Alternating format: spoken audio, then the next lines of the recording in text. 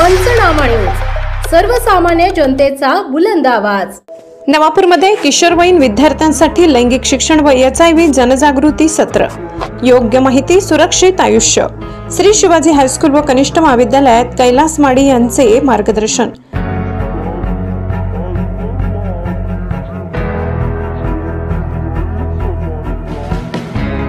Shri Shivaji high school व कनिष्ठ महाविद्यालयात लैंगिक शिक्षण व HIV एड्स प्रतिबंध या विषयावर माहितीपूर्ण व जनजागृतीपर मार्गदर्शन सत्र पार पडले। उपजिल्हा रुग्णालय नवापूरचे समुपदेशक कैलास माडी यांनी या कार्यक्रमात किशोरवयीन विद्यार्थ्यांना योग्य माहितीचे महत्त्व पटवून दिले। किशोरावस्थेतील शारीरिक व मानसिक बदल, भावनिक ताणतणाव, चुकीच्या माहितीमुळे होणारे गैरसमज तसेच सुरक्षित लैंगिक वर्तनाचे फायदे यावर त्यांनी सविस्तर चर्चा केली। विद्यार्थ्यांनी उत्साहाने प्रश्न विचारले आणि वक्त्यांनी संयमाने उत्तरे देऊन त्यांच्या शंका दूर केल्या, त्यामुळे सत्र खऱ्या अर्थाने संवादात्मक ठरले। या कार्यक्रमाला शाळेच्या मुख्याध्यापिका कमल कोकणी मॅडम, उपमुख्याध्यापक AN सोनवणे सर, उपप्राचार्य राजेंद्र कुलकर्णी सर, पर्यवेक्षक Harish Patil sir, GD Suryavanshi sir यांच्यासह शिक्षक व कर्मचारी उपस्थित होते।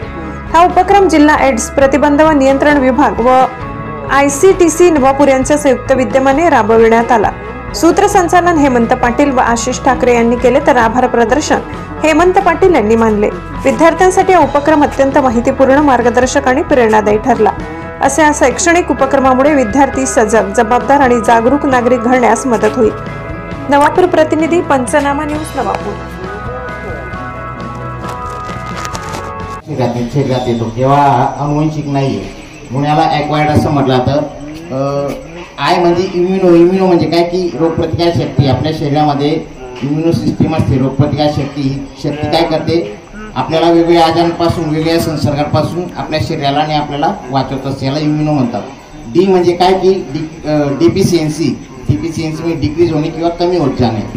आणि S म्हणजे सिंड्रोम म्हणजे काय की ही रोगप्रतिकार शक्ती कमी झाल्यामुळे आपल्याला जे वेगवेगळ्या प्रकारचे संसर्ग होतात, आजार होतात, त्या अवस्थेला एड्स असं म्हटलं जातं।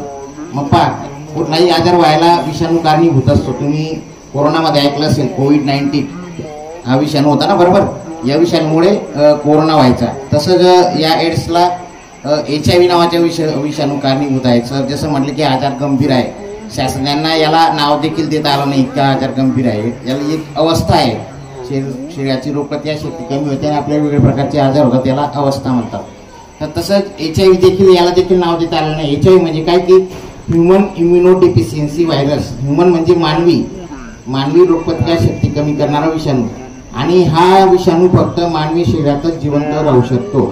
इतर कुठल्याही प्राण्यांच्या शरीरात किंवा कुठल्या तरी दुसऱ्या वस्तूमध्ये जिवंत राहू शकत नाही, म्हणून त्याला मानवी रोगप्रतिकार शक्ती कमी करणारा विषाणू असं नाव दिलेलं आहे। क्रियाविशेषण आहे, हे देखील नाव नाही आहे। तर हा दोघातला फरक आहे। HIV विषाणू आहे आणि हा विषाणू शरीरात जातो आपल्या आणि आपली रोगप्रतिकार शक्ती कमी करतो आणि आपल्याला आपल्या जी शरीराची अवस्था होते त्या अवस्थेला एड्स असं म्हणतात।